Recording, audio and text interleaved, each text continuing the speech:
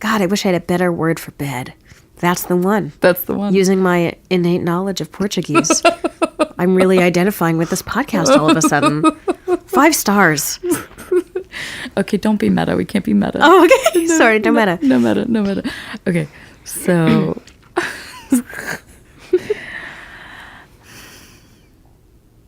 I'm Lila, and I'm horizontal. I'm Jackie, and I'm a horizontal with Lila. Yeah, you are.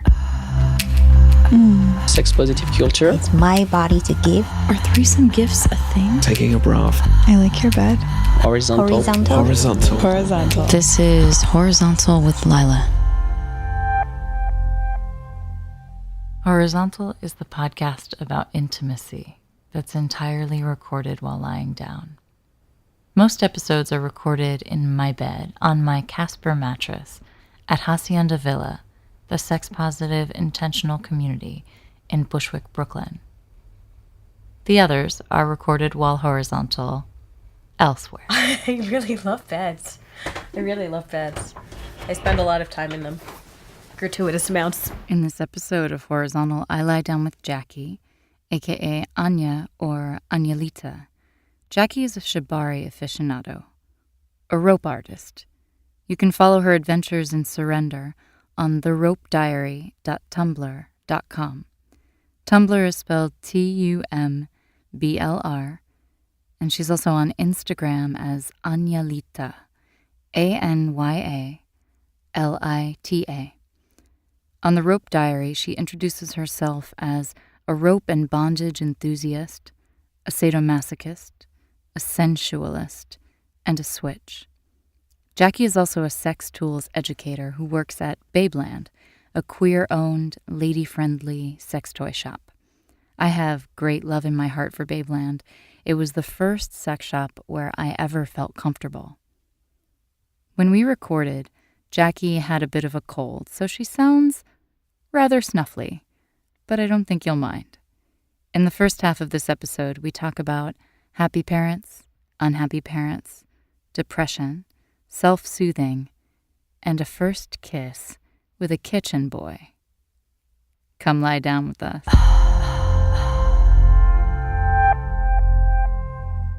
This is like a cloud if it was invisible, and all you could see were stars.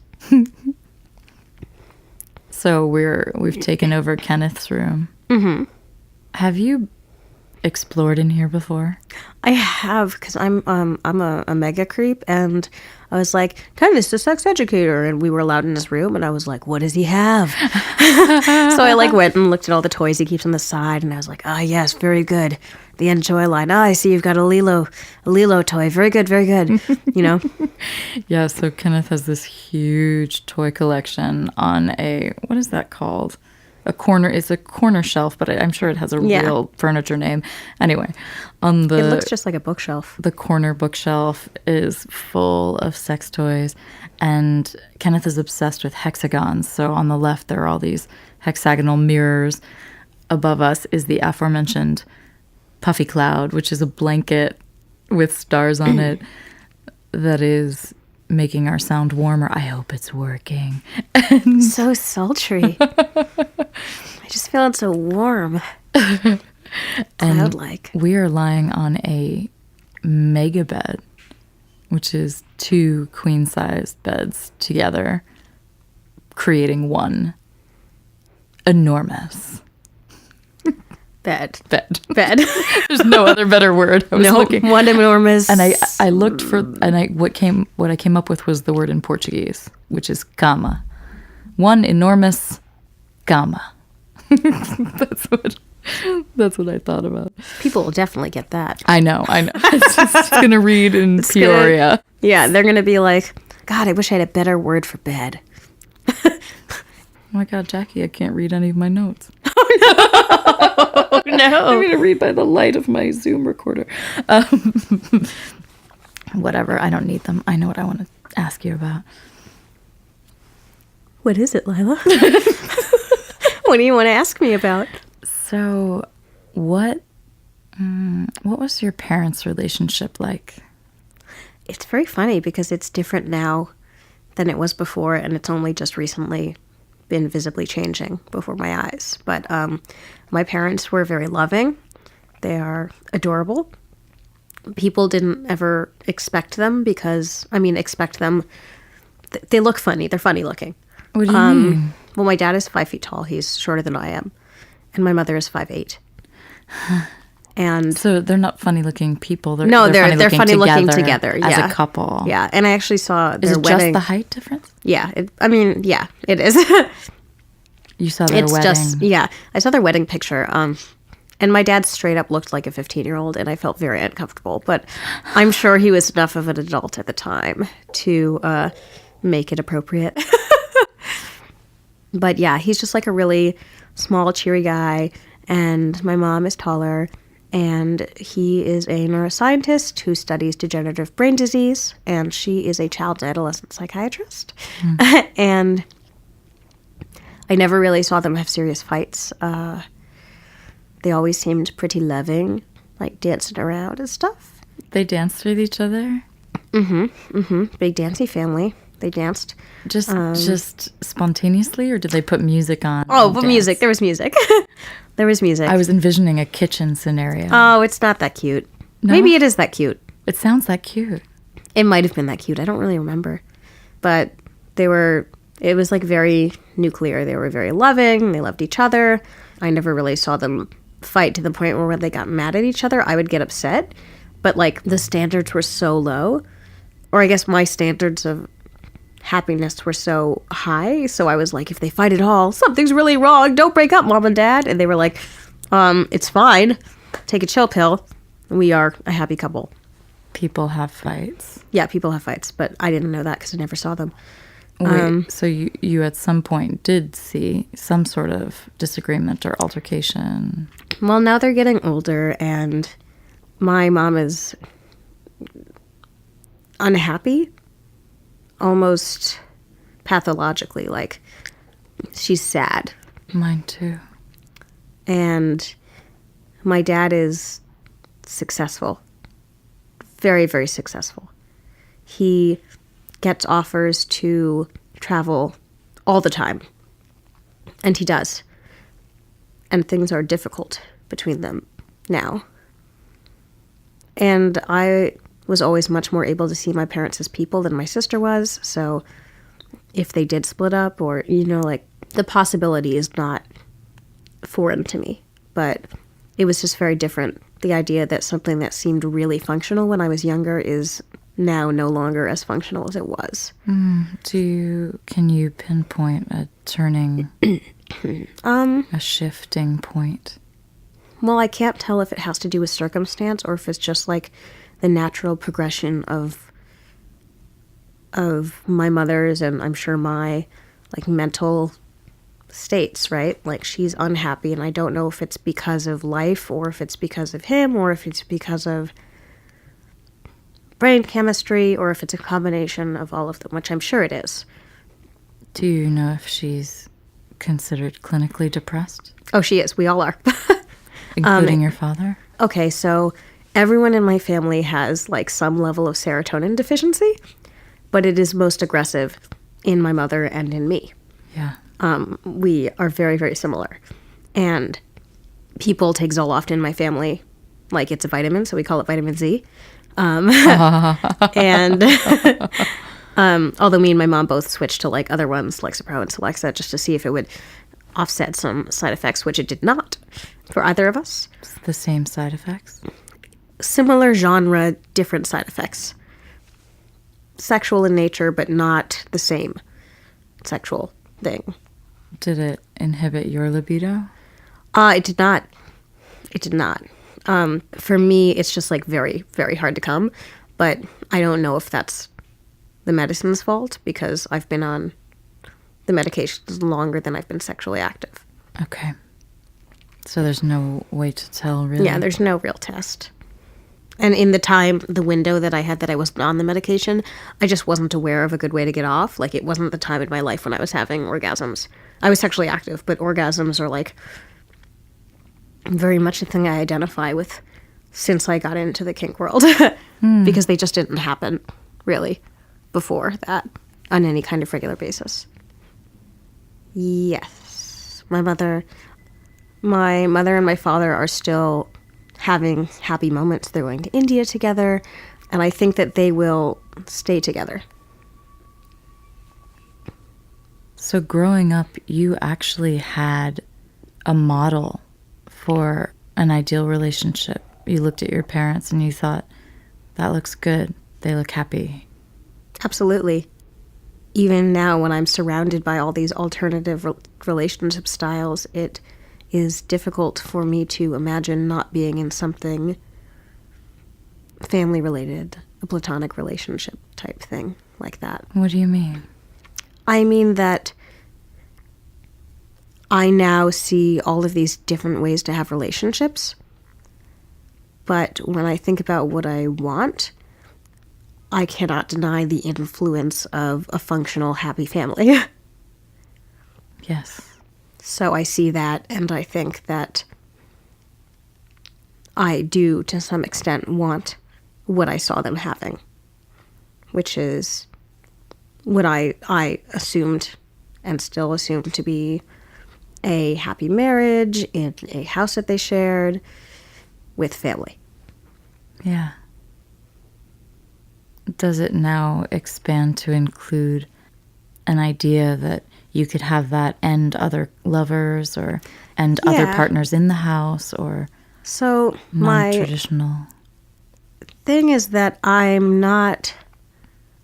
don't think of myself as poly enough for the poly kids, but I'm not monogamous enough for the monogamous kids. So I imagine having one stable partner like my parents did. But unlike my parents, I also imagine continuing to do things that involve intimacy with other people, like rope or parties or things like that. Not necessarily that I want many serious relationships, because I don't. I just want access to other people. In some kind of intimate way. Yes. My mom is manic depressive, but she says that she was diagnosed as a manic depressive without the manias.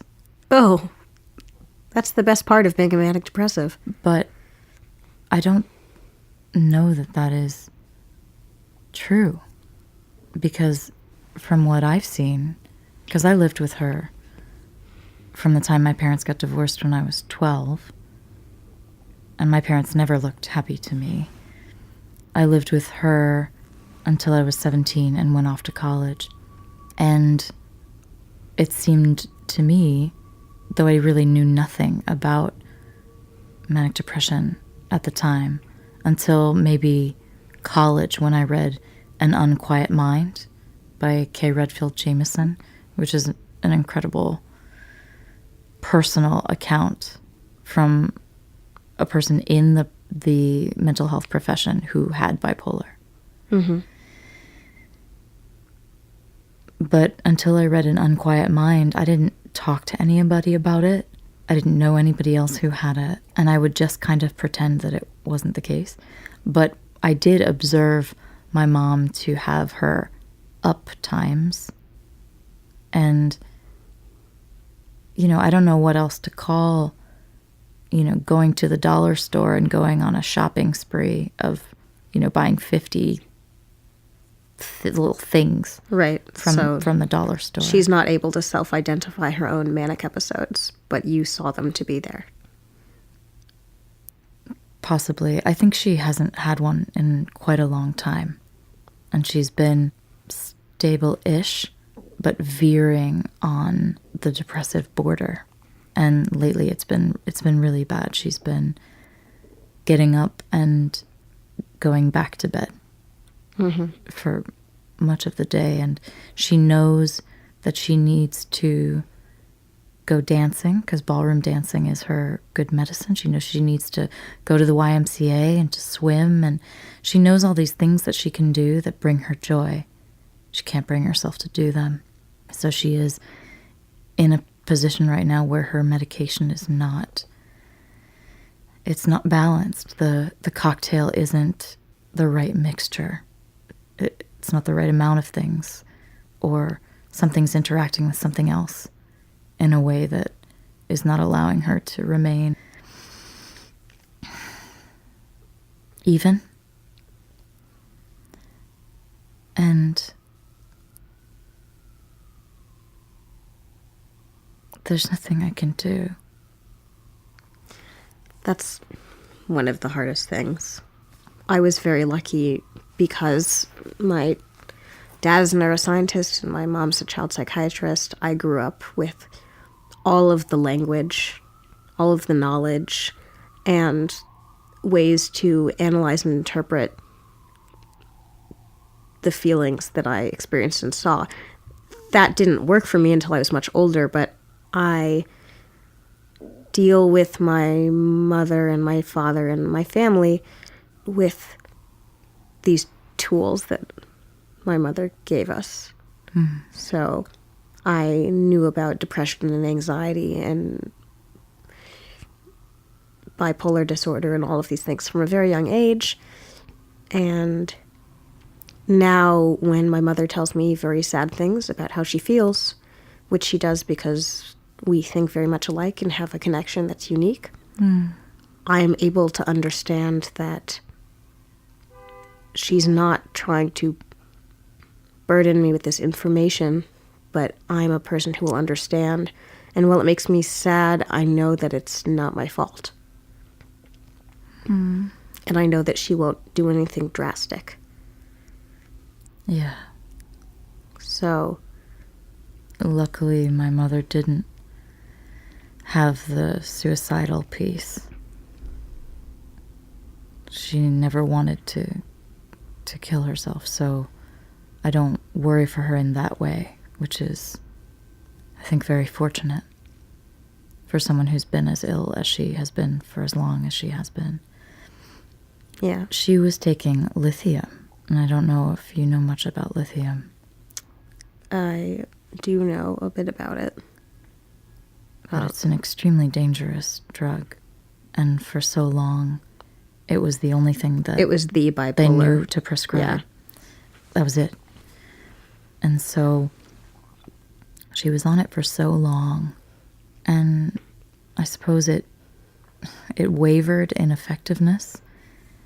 And I guess that's just because bodies change. Body chemistry changes. Bodies Right. change. Cells change. And I was living in Portland, and one day I had set to call my mom, and I called her, and she didn't pick up the phone. And then she didn't call me for, I'm not sure how many hours, but it was maybe 6 or something. And now that is very unusual. I don't know if that's ever happened. And I immediately knew something was wrong. So I called her friend, asked her friend to go over, and she had to call the police, who knocked down the door because my mother was on the floor in her living room, couldn't make it to the door. She has a wall of photographs of us. She was looking up at this wall of photographs and almost like incoherently babbling because the lithium had built up in her blood over time to a toxic level. Ugh. And so she OD'd without overdosing. Luckily, her friend was able to go over and check on her, and they were able to take her to the hospital. And she was in the ICU. She was on dialysis to try and filter the lithium, I suppose, out of her blood. Mm-hmm. And I flew down there, and just a few years before, I'd gone to Brazil to learn the language. And I'd learned when I was a child. My mom says that when I was 3, I knew 300 words in English, 300 words in Portuguese. And then I came back to the States. I lost a lot of it, and I refused to speak. I was kind of a brat about it. And there wasn't anybody else, to encourage me or incentivize speaking Portuguese for me. My late aunt thinks that I was so mad that they took me back to the States that I refused to speak. That's what she told me. But I had gone after college I lived with her, my late aunt. I lived with her for 3 months, and all of it came back, and I really learned. And it was a few years later that this happened, this overdose. When someone is in a fragile state, they told me, medically, they often revert to their primary language, their first language. Yes, yes. And she did. They told me they weren't sure she would be able to speak. And when she started speaking in Portuguese.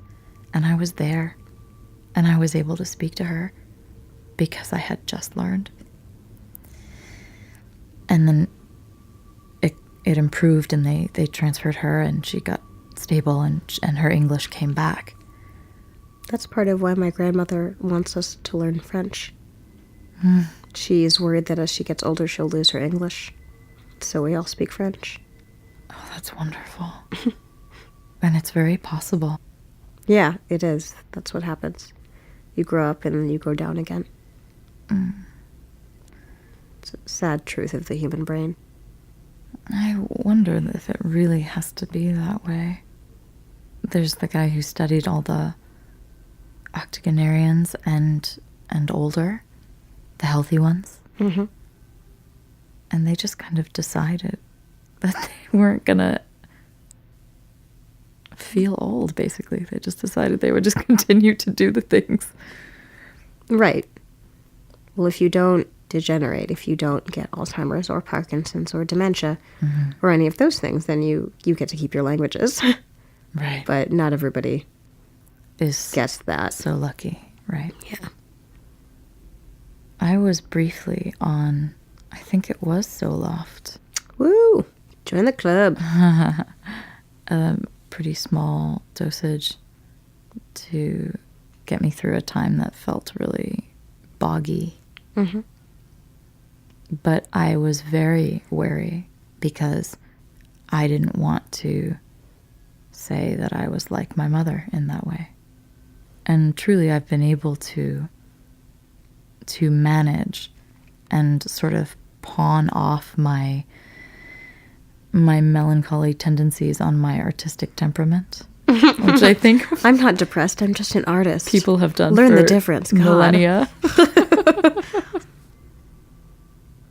I knew that I was a lot like my mother in temperament and brain chemistry because both of us got the short end of the stick when it comes to serotonin.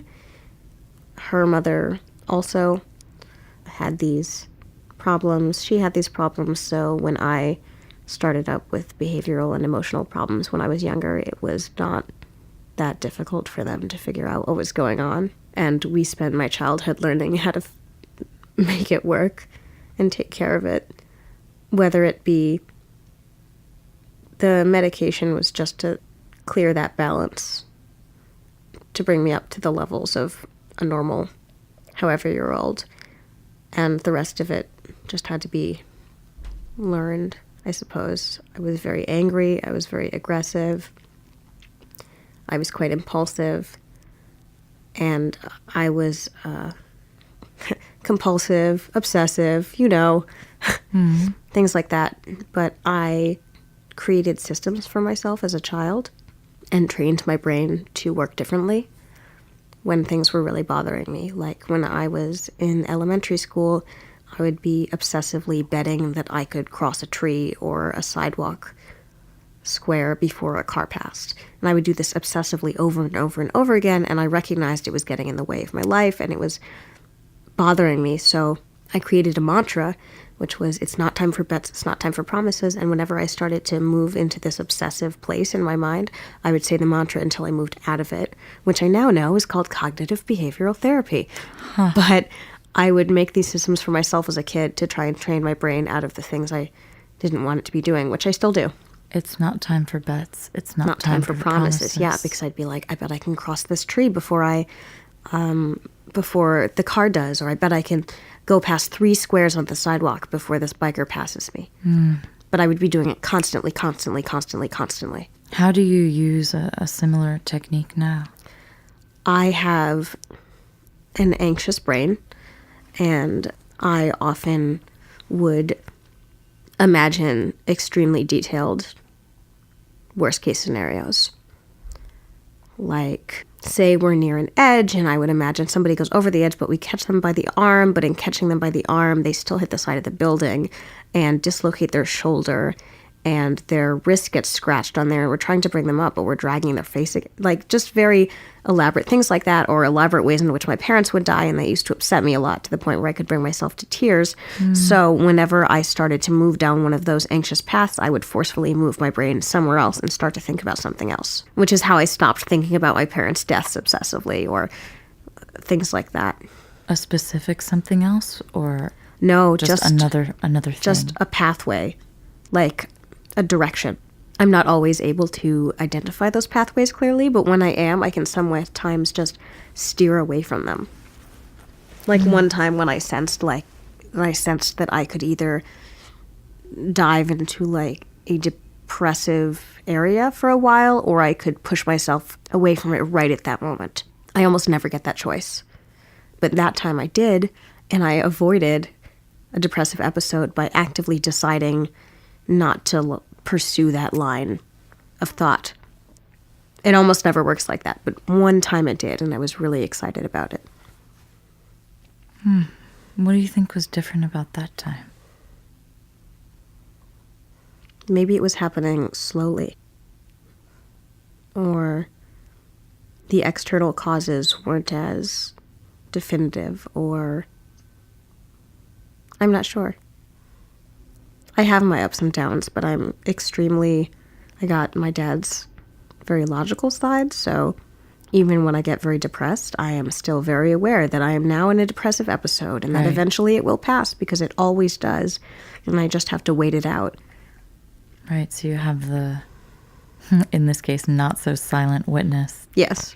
Telling you, hey, it's gonna shift. Yeah. You know it will. Everything always travels in waves. So I think about things in terms of a sine curve. Where am I in my sine curve? Well, I'm not at my lowest, but I am going towards the dip. So I know that I'm going to go further down, and then eventually I will go back up again. Or right now I'm at the top of my sine curve, so I know that I'll be here for a while, and then I wonder what's the next thing that's going to start pushing me back down again. What's Probably a school sine stress. curve? A sine curve in math, or a bell curve, let's say. It starts, low and then gets high and then goes low and then gets high. It's just a wave. But sine curve is like a specific mathematical wave. And when I talk about being at a certain place on the sine curve, I talk about it meaning that I am either in the middle going up, or I am at the top going down, or I am lower down going further down and then go back up again. It essentially means that I'm moving along this wave of ups and downs that's never ending. We talked about the other day about how we both soothe ourselves. Oh, yeah, this tactile, like nail caressing type of business on the collarbone. You said that you caress your collarbone. I find myself... Or my arm, inside of my arm. Yes. My chest. Yes. My hips. The side of my waist. It's a good, nice, sensitive place. I'm a very tactile person. Very sensory in general. And I only recently realized that it was something that I was doing to soothe myself.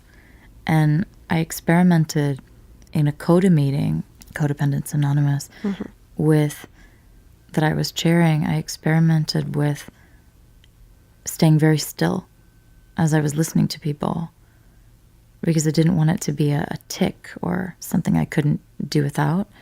And I could certainly do it. I can sit still. I meditate and I sit still.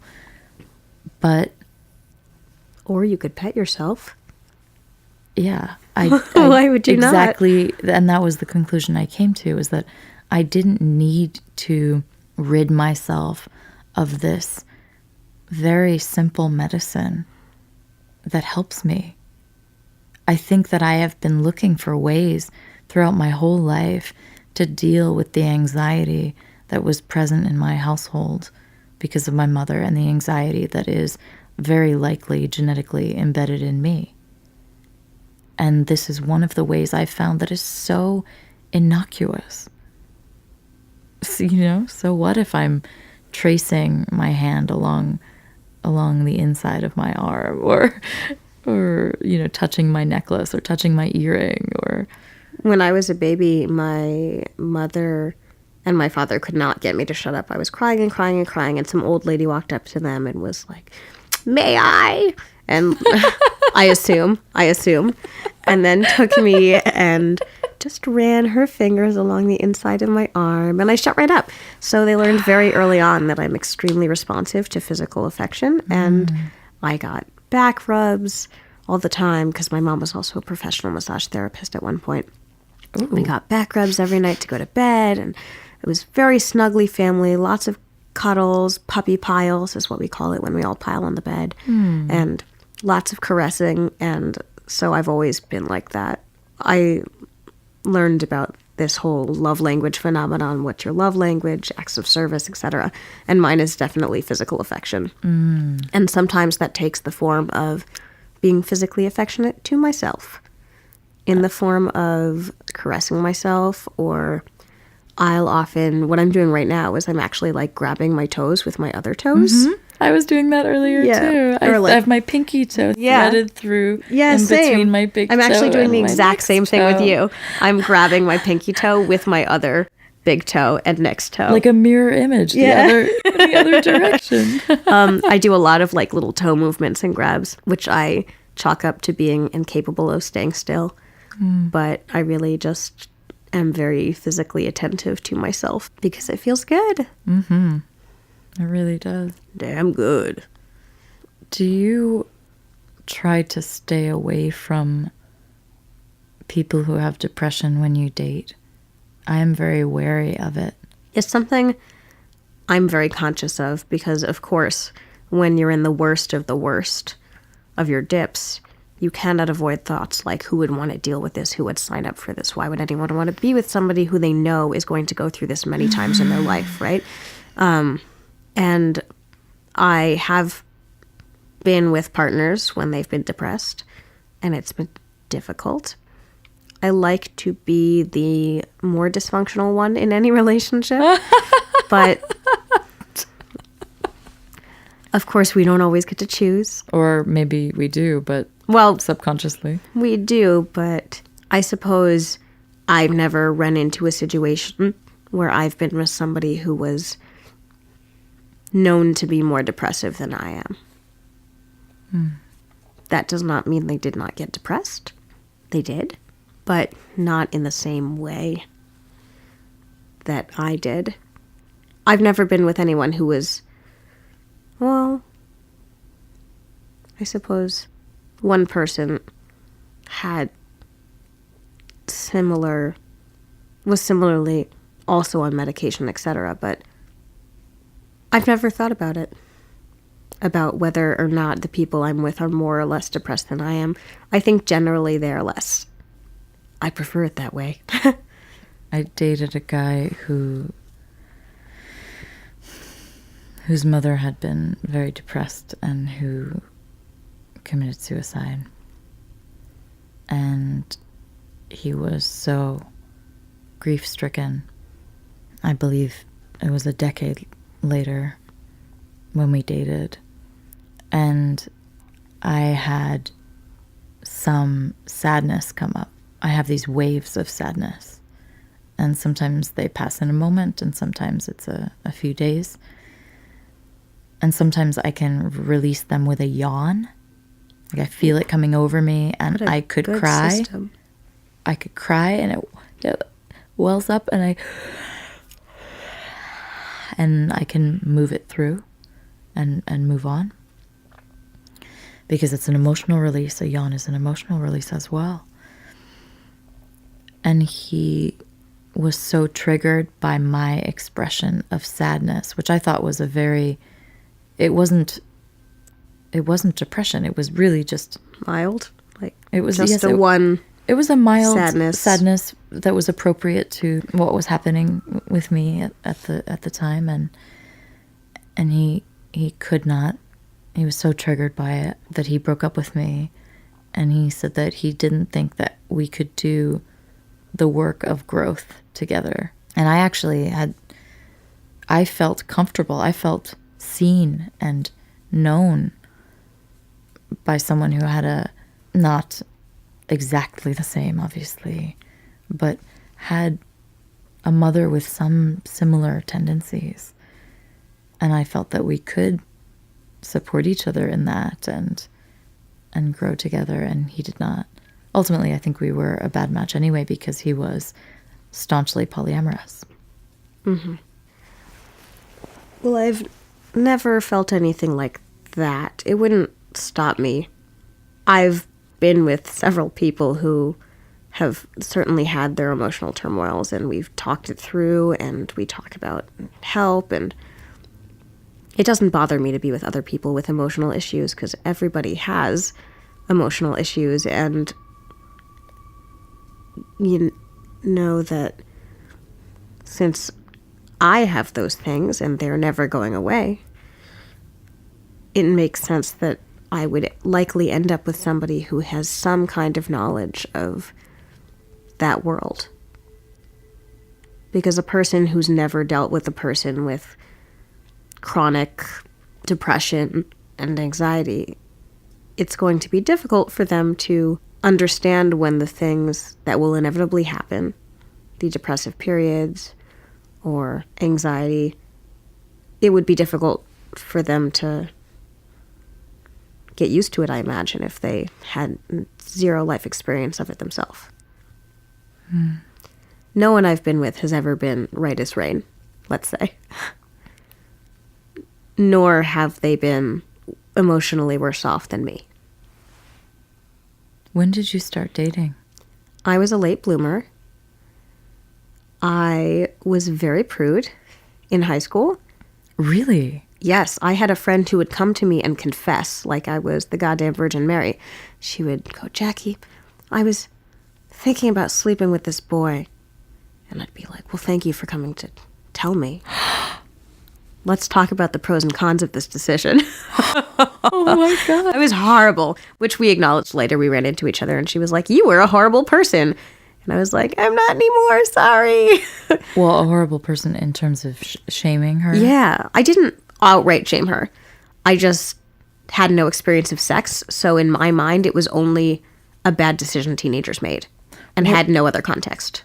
But saying, let's discuss the pros and cons of this decision doesn't sound like horrible behavior to me at all. No, it wasn't. So certainly not horrible in that I was condemning it outright, but I was judging it. And the judgment came through as we talked about it. I had my sex ed handbook that I had kept, and I got an extra copy because I thought maybe this friend would want it down the line since they were having sex already. I had a very serious crush that lasted for maybe 2.5 years, but it never struck me that I'd want to do anything about it. I didn't actually want to date anybody until I was 18, and the person I wanted to date, it was the first time they had not been with somebody in their entire high school career, and so they didn't want to date, and it turned into just like a messy situation. But my first boyfriend, I went to college, I picked a guy who was shy, I made him nervous and kind of harassed him through my friends, and then we started dating and we were together for 2.5 years. What did you learn about sex that had you so conservative as a teenager? Nothing. I just wasn't that interested in it. My parents were never people who were like, don't drink, don't smoke, but I took care of them on my own. I was very rule bound. I made rules for myself. And the rules were no fucking up in these typical teenage fuck up ways. So I didn't drink, I didn't smoke, I didn't have any boyfriends or anything like that. I did organize and orchestrate my own first kiss at my girls' camp with a kitchen boy because I decided 16 was the right age and I should just get it done. Organize and orchestrate. Tell me the story. Okay. I went to an all-girls camp in Wisconsin. I was 16 and I thought, gosh, I should really kiss somebody. It seems like I'm getting up there in years. I should kiss somebody. Who will I kiss? And I, like now, harbored a keen appreciation for other people's discomfort. So I picked the shyest, most uncomfortable kitchen boy at my camp, and I used pickup lines. And at first, he was understandably very uncomfortable. I thought this was hilarious. And What then, pickup lines? oh, anything I could think of. I actually have them all recorded in a journal. I recorded this entire situation. Are you tired because you've been running through my mind all day? Exactly. That is actually one of the ones I used. And when I wrote a song about it later, I included that one in my song. Yes. Things like that. And eventually, he came out of his shell a little and started using them back. And I had the whole camp thinking up pickup lines for me. And it was this big camp story that was happening. And we eventually performed in the talent show together, which had never been done. Oh my God. A girl and a boy? Or Oh a my girl God. And a kitchen boy? A girl and a kitchen boy. Scandal. And at the end of camp, at the final banquet, we were like, okay, well, now's the time. And so I went up to the kitchen door and I was like, how long are you going to be here? And he was like, I don't know, about an hour more. He knew exactly what was going to happen. And so I was like, okay, come here. And I kind of like grabbed him behind the neck and pulled him forward to my mouth, and my mouth was closed and his was open. So it was a little like, rah, rah, rah, like kind of like an eating my face situation. The beak goes Yes, inside exactly. It was like, rah. inside the fish's mouth. Yes. And then my counselor found out in short order and added it to my final banquet speech so that the entire camp realized and then cheered. It was just a big old camp story that continued uncomfortably the next year with us attempting to date-ish and like try to make out, and it was lackluster. So it was just the moment of the lips going inside the lips? Yes. And that was it? That was it. That was the our first kiss. kiss? That was our kiss. Oh. Yeah. And I was like, done. Good for me. Check, check. I have now kissed a human. At 16 years old, That's got it right. done. And at 17, I tried to French kiss a human. And I didn't know exactly how to do it, but I knew that was wrong. The way that you did it? Or No, the way French kissing he in did it. general? I know that you're supposed to kiss and then include your tongues. He was going at this like tongue first. Tongue first? Oh, Yeah, it's it was such very much bad like a news. la la la la la la situation. And then I laughed. I laughed at him. I felt bad, but I started laughing, and then I said, "Oh, I'm sorry. Let's try again." And we did, and I was like, "Let's just not do that. Let's just not do it." So it didn't really last for us, but Oh my God. he's married now. I hope you're happy. Yeah, no, I mean, we had nothing in common at all. He was in ROTC and was like a very conservative family and was conservative himself, and I'm extremely liberal. And so really it was that neither of us had ever done anything, and we were like, we are now people who do things together. Personalities are not an issue to us. I have huge appetite. The second half of this episode has been released separately by popular demand. Hey, Horizontal listeners. I have some really exciting news. In October, Horizontal does America.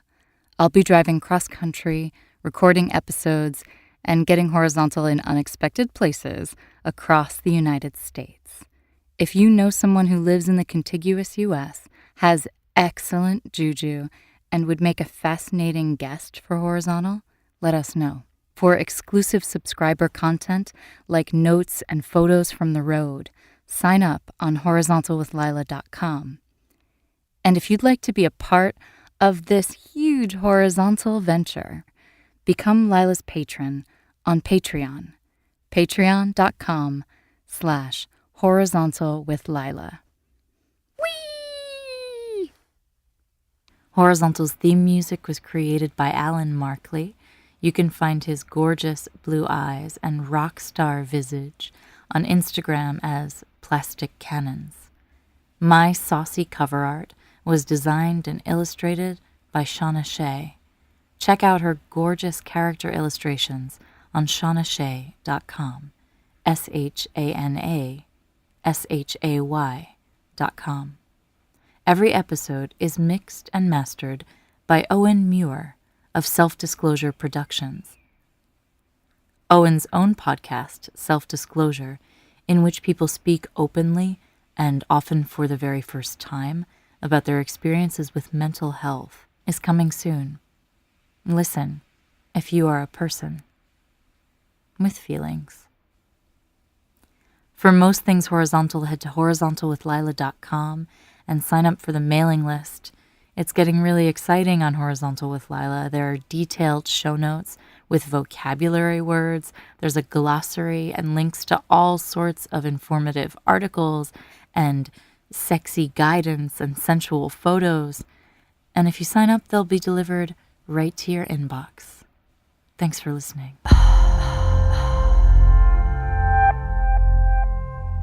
I know, there are stars above us. I know, I want to touch them. It's so adorable. It's and pretty cute. Fuzzy. This was the one they used during your podcast thing. Yeah, and it looks like it belongs to Deniz, and it looks like a cloud. It does look like a puffy star cloud. Like a cloud if it was transparent, but still had the form, like Wonder Woman's jet. You know, where No. it's invisible, but it has the form of the jet. Oh. So it's kind of like you're seeing fractured light a little bit when they make it so you could see it. Like when it's appearing again. So you know it's there. It's been so long since I've seen Wonder Woman. I mean neither, but I'm just thinking like when things are invisible, but they still need to show you they're there. Yes. They'll show you like the invisible version of it. Yes. And they make it like you could see the outline and stuff, and the light's And a it's little puffy. fractured, but